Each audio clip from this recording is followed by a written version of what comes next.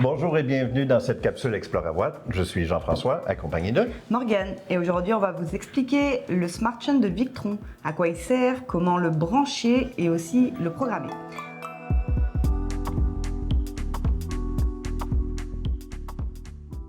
Je vais commencer à vous présenter le Smart Shunt. Donc c'est un appareil Bluetooth qui permet de savoir combien de pourcentage d'énergie il vous reste dans la batterie. Il mesure en temps réel ce qui rentre et qui sort, donc c'est-à-dire la consommation et la recharge. Le Shunt va être très utile pour mieux connaître et mieux gérer votre système électrique grâce à toutes les informations que le Shunt va vous donner. Mais pourquoi ne pas utiliser un simple indicateur de voltage? Oui, bonne question. Effectivement, les appareils qui utilisaient le voltage étaient assez fiables avec des batteries acide plomb AGM, mais ils le sont beaucoup moins depuis l'arrivée des batteries lithium. C'est pour ça qu'on installe maintenant beaucoup de Smart Shunt. Si on regarde ce tableau, on remarque que le voltage 1 est beaucoup plus élevé avec le lithium et la courbe est très linéaire, presque plate, pour plonger rapidement rendu autour de 20 %. Morgane, peux-tu nous expliquer comment tu installes un Smart Shunt? Oui, donc le Smart Shunt c'est un appareil qui lit les données grâce au négatif. Il va donc falloir le brancher de la borne négative de la batterie à la borne batterie ici indiquée sur le Smart Shunt. Tout ce qui est consommateur et recharge va être branché sur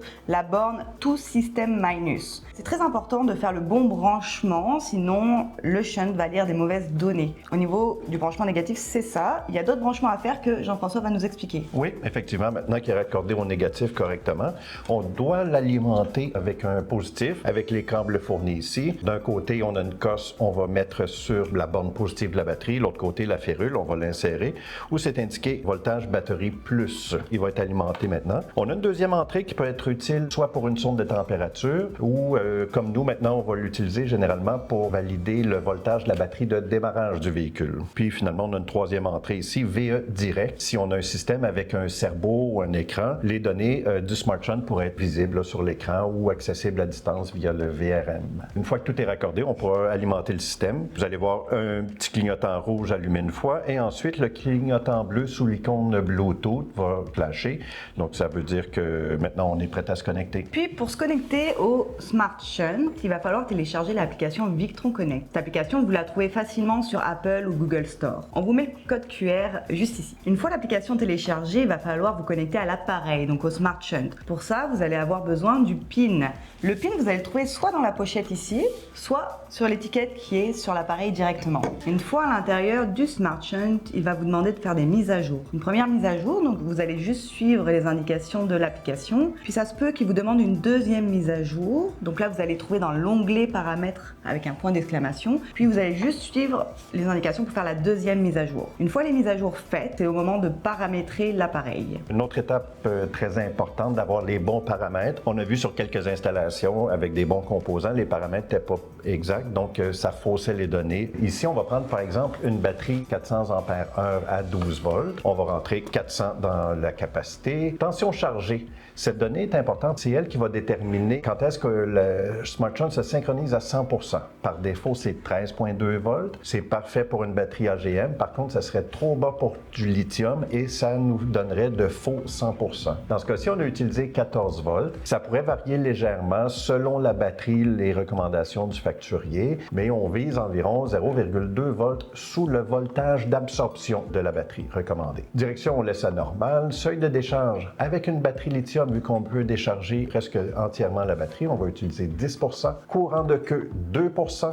Temps de détection, on laisse à 3 minutes. Facteur d'efficacité, 99 % pour du lithium. Seuil de courant, 0,10. Intervalle 3 minutes, c'est bon. SOC au redémarrage, important de laisser garder SOC. SOC pour State of Charge. Ça nous permettrait de définir manuellement le niveau de charge de la batterie, si on le connaît. Synchro, 100 %. On pourrait forcer une synchronisation si on est certain que la batterie est à 100 %. Calibration du courant zéro, normalement, on n'a pas besoin de toucher à ça. Est-ce que tu aurais d'autres conseils, Morgane? Peut-être oui. Après l'installation du Shunt, on vous conseille de faire une recharge complète de vos batteries, ce qui va permettre au Shunt de se synchroniser automatiquement à 100 %. Vous devez régulièrement, après, recharger vos batteries pour que le Shunt reste le plus précis possible. Donc maintenant, Jean-François va vous expliquer comment bien lire les données sur l'application Victron Connect. Oui, donc c'est assez simple d'utilisation. On ouvre notre application sur notre téléphone ou notre tablette. Dans l'onglet Statut, vous allez voir le pourcentage. C'est vraiment l'information la plus importante. Combien qui reste de pourcentage dans notre batterie. Par contre, on a d'autres informations. Le voltage du système, le courant en ce moment précis, ça peut être négatif ou positif selon qu'on décharge ou on recharge le système, la puissance en watts, l'ampérage consommé.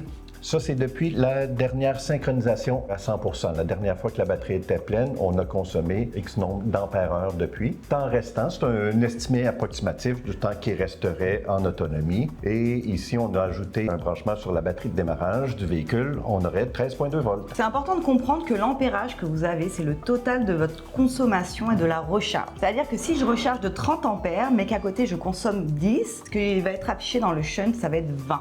Le total. Voilà, on espère que cette vidéo vous a plu, que ça vous aidera à faire l'installation, la configuration de votre Smart Shunt, mieux comprendre son fonctionnement peut-être. Si vous avez des questions, besoin d'aide, n'hésitez pas à nous contacter.